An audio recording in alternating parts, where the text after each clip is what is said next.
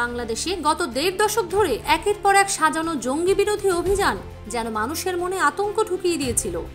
জাতীয় নির্বাচন হোক বা রাষ্ট্রীয় কোনো গুরুত্বপূর্ণ দিবস, এমনকি রাজনৈতিক অস্থিরতার সময়ও হঠাৎ সংবাদ আসত বড় হামলার পরিকল্পনা ভেস্তে গেছে, জঙ্গি আস্তানা ঘিরে ফেলা হয়েছে কিংবা ষড়যন্ত্র নস্যাৎ করা হলো।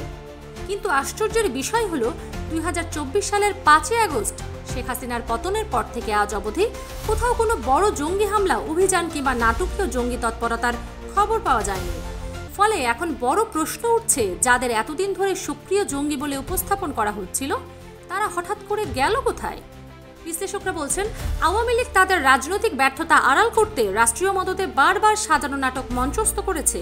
২০০৯ থেকে ২০২৪ পর্যন্ত একই ধাঁচে চলে এসব অভিযান। রাজশাহী, দিনাজপুর থেকে ঢাকার বিভিন্ন জায়গায় নাটকীয় গ্রেফতার, প্রেস ব্রিফিংয়ে একই ভাষা আর অভিযুক্তদের কখনো জীবিত আদালতে হাজির না করা। গুলশানের হলি আর্টিজান হামলার পরে শুরু হয় অপারেশনের বন্যা। থান্ডারবোল্ট, শোলাকিয়া, ইগল হান্ট এসব নাম শুনে মানুষ ভাবতে শুরু করেছিল বাংলাদেশ যেন জঙ্গিদের অভয়ারণ্য। কিন্তু পর্দার আড়ালে সত্য ছিল একেবারে ভিন্ন। অভিযোগ উঠেছে, যাদের বন্দুকযুদ্ধে নিহত বলা হয়েছে তাদের অনেকেই নিখোঁজ তরুণ, ছাত্র, চাকরি প্রার্থী বা দিনমজুর। পরিবারের অভিযোগ, সন্তানকে আগে অপহরণ করা হতো, কয়েক মাস পর হঠাৎ টিভির পর্দায় দেখা যেত অভিযানে নিহত জঙ্গি। নারায়ণগঞ্জ, টঙ্গী কিংবা সিলেটের শিববাড়ির ঘটনাগুলো আজও সেই প্রশ্নের উত্তর দেয়নি।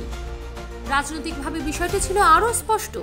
জঙ্গি কার্ড ব্যবহার করে বিরোধী শক্তিকে দমন, জনমনে ভয় সৃষ্টি আর আন্তর্জাতিক কূটনীতিতে নিজেকে জঙ্গি বিরোধী নায়ক হিসেবে তুলে ধরা, এসবই ছিল হাসিনা সরকারের কৌশল। এমনকি মার্কিন স্টেট ডিপার্টমেন্টের রিপোর্টেও একে সন্দেহজনক বলে উল্লেখ করা হয়েছিল। হাসিনার পতনের পর অন্তর্বর্তী সরকারের স্বরাষ্ট্র উপদেষ্টা স্পষ্ট করে বলেছেন, বাংলাদেশে বর্তমানে কোনো ধরনের জঙ্গি তৎপরতা নেই। একই সুরে ডিএমপি কমিশনারও মন্তব্য করেছেন, আওয়ামী লীগের সময়ে জঙ্গি নাটক সাজিয়ে তরুণদের হত্যা করা হয়েছে। তাহলে প্রশ্ন দাঁড়ায়, এই জঙ্গিরা কোথায় হারিয়ে গেল? বিশ্লেষকরা ৪টি সম্ভাবনার কথা বলছেন। প্রথমত, এদের অনেকের আদৌ অস্তিত্ব ছিল না, তার সবই ছিল সাজানো চরিত্র। দ্বিতীয়ত, যাদের ধরা হয়েছিল তাদের অনেকেই বিচারহীন হত্যায় শেষ করা হয়েছে।